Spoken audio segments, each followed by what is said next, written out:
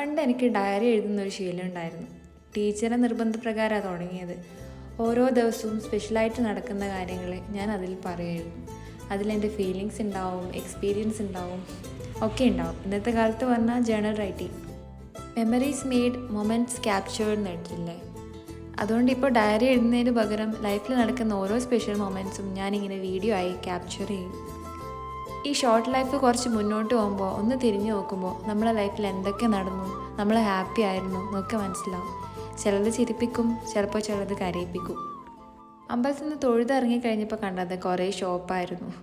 അവിടെ കുറേ പൂമാല ഉണ്ടായിരുന്നു, ഓട്ടുപകരണങ്ങൾ ഉണ്ടായിരുന്നു, കുറേ സ്വീറ്റ്സ് ഉണ്ടായിരുന്നു, അങ്ങനെ കുറേ കാര്യങ്ങൾ. അതിനുശേഷം ഞങ്ങൾ നേരെ മെട്രോയിലേക്ക് തിരിച്ചു. ഞാനും അനിയനും അനിയത്തിയും. ഇവരെന്നെ കൊണ്ടാക്കാൻ വരുന്നതാണ്. ഹോസ്കൂറിലെത്തിയതിന് ശേഷം ഞാനൊരു ഓട്ടോ പിടിച്ച് ഇങ്ങ് പോന്നു. അവർ നേരെ തിരിച്ചു.